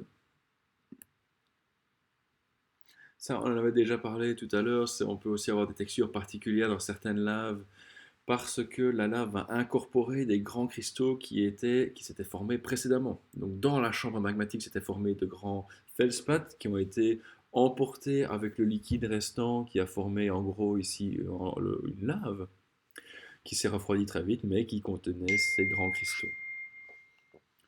Et donc vous allez avoir ici cette texture assez particulière porphyrique.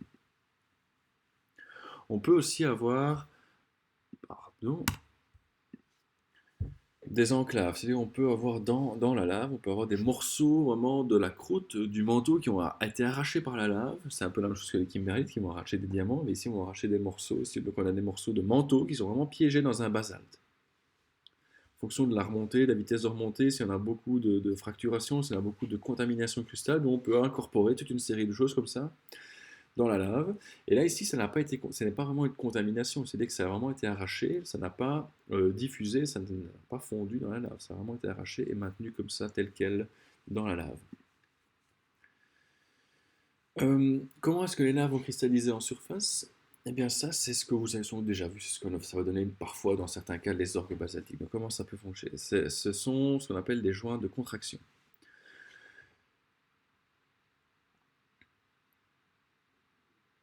En cristallisant, la lave va prendre un volume un peu moindre.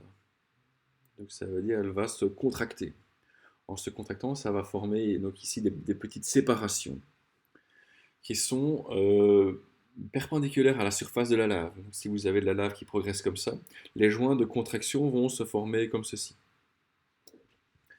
Et alors pour une question, c'est plus ou moins statistique, hein.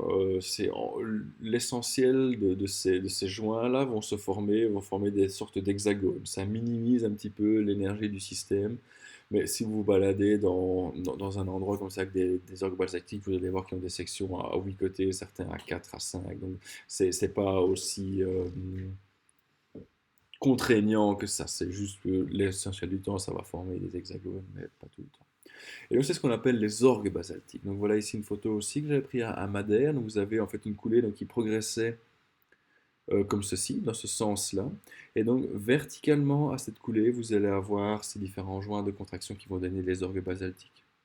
Donc voilà ici une autre partie plus intéressante à Madère aussi, c'est vraiment au cœur d'une des grandes coulées dans les volcans. Vous allez avoir tous ces orgues, et donc on voit que ça partait dans une direction, puisqu'on voit qu'ils changent aussi eux-mêmes de direction. Vous allez ici pouvez cliquer sur une vidéo qui vous montre l'orgue basaltique le plus connu au monde, c'est la chaussée des géants. Donc, c'est sur des marches d'escalier qu'on va retrouver en Irlande. Donc, vous allez avoir une géologue du coin qui va vous expliquer pourquoi est-ce qu'on a ces formes-là, et vous montrer aussi que certaines n'ont pas effectivement cette forme toujours hexagonale. En plus des laves, eh bien sûr, beaucoup d'éruptions, la plupart des éruptions vont aussi résulter en une série de projections. Donc, des choses qui vont être projetées à cause de petites explosions ou de grandes explosions. Ce sont des cendres, des scories, des lapilli, des bombes, C'est qu'une bombe, c'est vraiment une grosse boule de lave liquide qui est éjectée. Et alors, dans son chemin dans l'atmosphère, elle va refroidir. Parfois, elle va tomber solide, donc la grosse boule va tomber comme ça solide. Parfois, elle va tomber encore liquide et s'évaser, faire comme une bouse de vache. On va aussi projeter des ponces, donc ça c'est des roches qui sont, en fait, c'est de la lave qui était visqueuse et qui a plein de bulles de gaz dedans. Quand elle était visqueuse, elle empêchait les bulles de gaz en partie de passer. Donc ça, été éjecté, et donc ça reste avec toutes les bulles sont un peu piégées dedans. Et donc ça, c'est une roche qui est beaucoup plus légère que l'eau, ça flotte sur l'eau, les ponces. Et alors, ce qui est rassurant pour vous aussi, c'est que on va appliquer la même classification pour les débris volcaniques que pour le reste des roches, des restes de n'importe quel type de sédiments. Vous avez les mêmes séparations, hein, avec 2 mm, avec 64 mm, etc. Vous allez aussi pouvoir faire la différence entre sable, gravier, entre cendres, lapilli. Et alors plus grand que ça, on parle de bombes et de blocs. Donc là, tout en haut, ce n'est pas de la drogue, ce sont simplement des cendres, d'une éruption avec peu de ferromagnésie en l'occurrence ici. On peut aussi avoir des particules de verre, donc de liquide silicaté qui a refroidi sans pouvoir cristalliser. Donc c'est un liquide silicaté qui a solidifié sans cristalliser, avec des formes parfois bizarres, hein. Vous allez avoir des étirements comme ça. Le verre est assez particulier dans la façon que ça a de donner des formes comme ça. Le lapis, donc c'est entre 2 mm et 64 mm. Voilà, différentes formes. Ce sont des ponces, donc qui sont de la gamme des lapilli. Alors les bombes et les blocs, voilà, qui sont dans des choses beaucoup plus grandes, plus de 64 mm de diamètre. Donc ça c'est une bombe qui a été craquelée en refroidissant. Donc c'est une bombe, elle a commencé à solidifier, puis alors elle est craquelée à cause de son refroidissement, et alors elle tombe, elle s'est aussi un peu évasée. Donc ça donne parfois ce qu'on appelle les bombes en croûte de pain. C'est parfois, certains exemples sont parfois vraiment faciles à voir. Ces retombées volcaniques peuvent parfois, s'il y en a une grande quantité, retomber et alors faire des niveaux stratifiés qu'on va appeler un tuf. Ne pas confondre avec le tuffeau, hein. Le tuffeau, c'est un nom qu'on va donner à un sable carbonaté avec de la craie dedans, comme on va retrouver dans le Crétacé supérieur en Belgique, le tuffeau de Maastricht par exemple, puisque le tuf, c'est un dépôt stratifié de dépôts volcaniques. D'accord. Quand ça va tomber en milieu aquatique, ça va sédimenter à son aise et donner ce qu'on appelle aussi des synérites. Donc voilà ici un tuf, hein, qu'on va retrouver au Mexique, donc différentes couches en fonction des éruptions, en fonction de qu'est-ce qui a été projeté à quel moment. Parfois certaines petites poussières vont tomber plus doucement alors qu'on va avoir les parties plus comme le lapilli qui va tomber au début avec des coulées de lave. Donc on va avoir des dépôts comme ça stratifiés. Parfois simplement une seule éruption peut faire différentes strates. Si on est en bordure d'un volcan qui est actif, eh bien, peut-être que tous les 10 ans ou tous les 100 ans, on va avoir une nouvelle éruption, donc on va avoir comme ça des strates qui vont se former. Deux également, ce sont les coulées pyroclastiques. On a vu que ce sont des coulées de débris avec du gaz qui est fluidifié et qui va dévaler les pentes du volcan à des vitesses à plusieurs centaines de kilomètres heure. C'est aussi très très chaud, ça peut aller jusqu'à 1000 degrés, ça veut dire que comme tout ça va dévaler la pente et que sous la pression du gaz, tout coule en même temps à très grande vitesse, ben, c'est pas du tout classé. On peut avoir vraiment plein de débris qui vont couler ensemble et ne pas se classer. Ça peut se faire en plusieurs épisodes si on a plusieurs coulées pyroclastiques qui vont se faire de suite. Et on va aussi avoir une lithification particulière puisqu'on va avoir une sorte de soudure à chaud. Comme il fait 1000 degrés, on a encore certains éléments qui sont fondus, qui vont fondre au passage de la coulée pyroclastique. Et donc on peut avoir tout ça qui va être lithifié par des éléments qui vont être fondus, tout à fait particuliers. On peut avoir certains éléments ici. Voilà à quoi ça peut ressembler. Alors, quand ça coule, on va avoir toute la base qui est déferlante à la base, qui va très très vite. Et alors derrière, on va avoir tout un nuage de cendres qui va le suivre, qui va moins vite, qui va tomber progressivement. Donc on va avoir des niveaux qui sont de plusieurs coulées pyroclastiques qui vont se marquer. Voilà à quoi ça peut ressembler. Et voilà d'autres coulées de débris aussi qui peuvent ressembler à ça aussi. Celle-ci à Madère, on a vraiment un mélange très mal classé qui va pouvoir se former.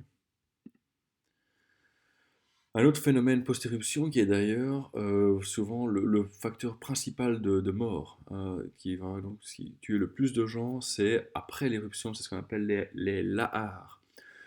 Ce sont simplement des coulées, des avalanches de débris. Pourquoi? Donc vous allez avoir l'éruption, vous allez avoir plein de dépôts qui vont c'est du dépôt éolien finalement, en grande partie, donc ça va être éjecté puis retomber assez doucement sur les flancs du volcan, dans la zone environnante. On peut avoir des coulées pyroclastiques en plus. Sauf qu'une partie des poussières peut être envoyée assez haut dans l'atmosphère pour servir, pour avoir plein de petits grains comme ça, des petits grains de poussière qui vont servir de nucléation à la formation de gouttes d'eau. Donc des nuages peuvent se former grâce à toutes ces petites poussières. On a un endroit sur lequel peut commencer à grandir une goutte d'eau. Et donc souvent, eh bien, on peut avoir une pluie diluvienne qui va se former à la suite d'une éruption volcanique. Donc une très grande pluie, vraiment un nuage avec une pluie très très forte qui va se former peu de temps après, donc il va pouvoir tomber et mobiliser tout ce sédiment qui vient de se déposer, donc qui n'est pas du tout lithifié, qui n'est pas du tout bien classé, qui n'est pas tassé non plus, donc très facile à mobiliser par de l'eau qui coule. On peut aussi avoir la même chose si on a le volcan qui a fait fondre un glacier. On a une quantité d'eau immense qui va pouvoir aussi mobiliser tous ces sédiments qui viennent de se déposer. Donc on a des coulées de débris, des avalanches de débris qui vont pouvoir se former. Et c'est ça qui souvent tue le plus de monde par rapport à l'éruption. Donc voilà, avec ceci, nous avons terminé la partie du cours sur le volcanisme et le magmatisme.